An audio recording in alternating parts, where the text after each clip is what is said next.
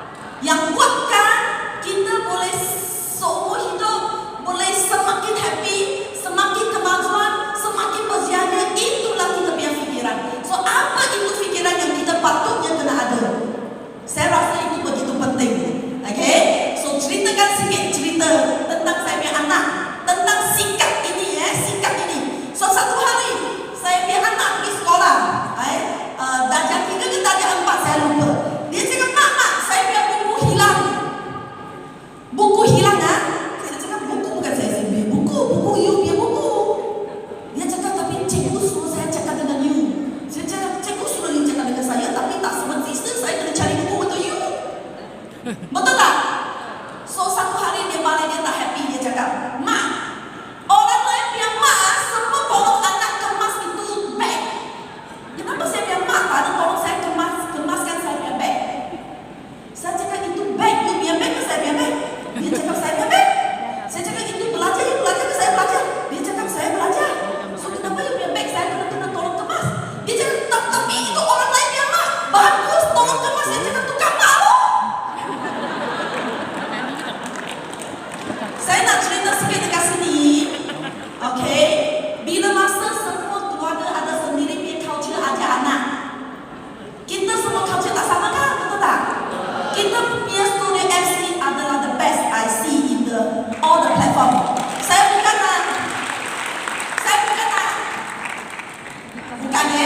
saya tak pandai cakap itu bahasa Melayu, cakap apa lah. Okay? Payahlah faham tak itu boleh lah. Okay? Kita punya studio FC yang the best saya nampak. Okay? Kita punya Abang Harun dengan Kak Uni, dia orang leading dengan dia sendiri punya example. Kita boleh nampak anak memang bagus, very outstanding, belajar pun bagus. Okay? Dia orang punya family culture pun bagus. Kita sini usaha punya cara pun betul. Bukan untuk sekejap punya berjaya. Kita mau long term punya berjaya. Okay? Dan kita punya itu prinsipal, kita punya culture memang tally dengan Amway.